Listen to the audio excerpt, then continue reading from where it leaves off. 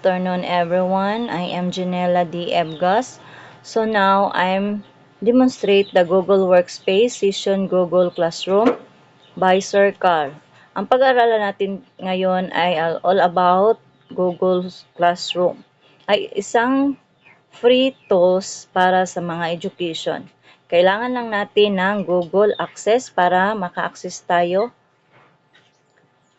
Ngayon, pupunta tayo sa Classroom, Google Classroom. Ito, nakita ninyo, ay may tatlong klase ng nandito. Okay, nakita niyo dito may tatlong lines. Pasok tayo dito. Ito ay mga classes. Dito natin ilalagay ng guro kapag mag-Google Classroom lang yung gamit. Okay, so dito pindutin natin ang classes. Ito ang mga classes, tapos punta tayo sa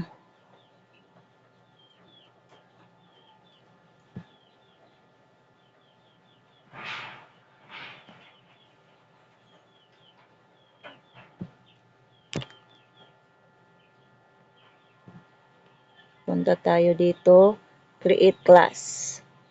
Sa create class, dapat ito, using classroom school with student, kailangan babasahin nyo ito, hindi lang diretsong pindot, kailangan nating basahin bago tayo mag-continue. I-check lang natin ito.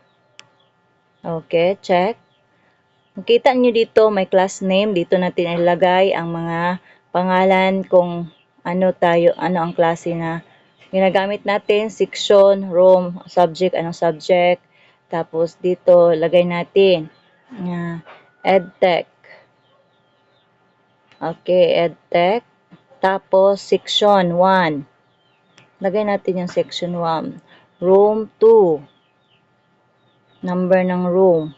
Tapos, subject natin. Okay, English. Example lang to. English. Pagkatapos, okay, nagka-create tayo.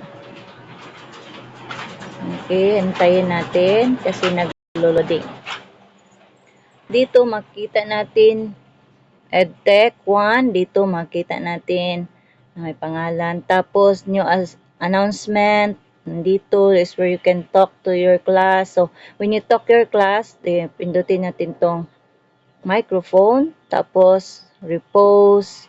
Announcement, mga announcement dito ilalagay, attachment, tapos nandito ang all students, yung pangalan ng lahat ng mga estudyante nakapasok, done, select done, tapos dito tayo sa repost, may repost dito. Pagkatapos, kung magsalita na tayo, ito ay mayroong tatlong nakalagay sa baba, stream, classroom, at saka people. So, stream, ganito siya. Ito makita. Tapos yung classwork. Ito. Classwork, pag may bigay na work sa inyo, dito ninyo makikita. Okay. So, next is people. Dito natin makita yung mga pangalan ng estudyante. At i-invite natin kung lagay ng address, ganyan. Okay, pwede link, pwede share, ganito. Tapos, pwede, kahit na ganyan yung pwede tayo makita yung mga iba pang mga apps. Okay, so next.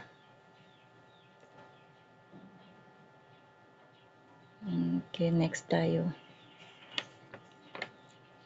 Classes, EdTech, dyan makita. Tapos, repost, people,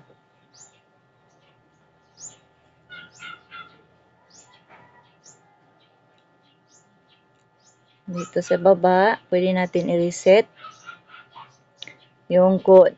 Makita natin dito yung code at ito yung link code. Tapos, kopyahin natin yan para makapasok tayo sa klase.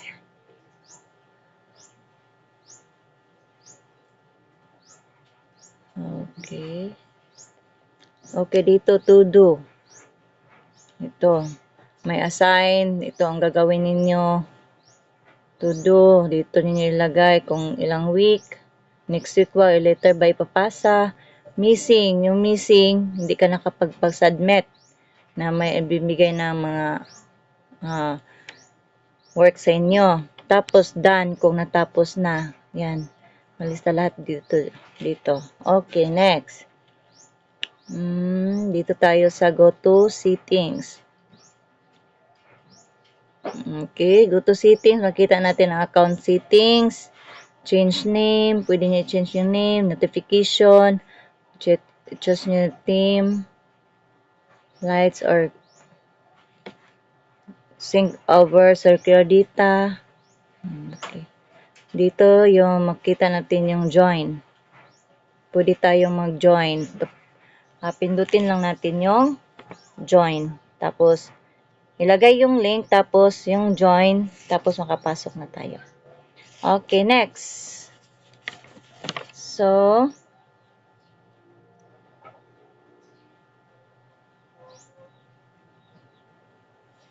pwede natin palitan yung picture.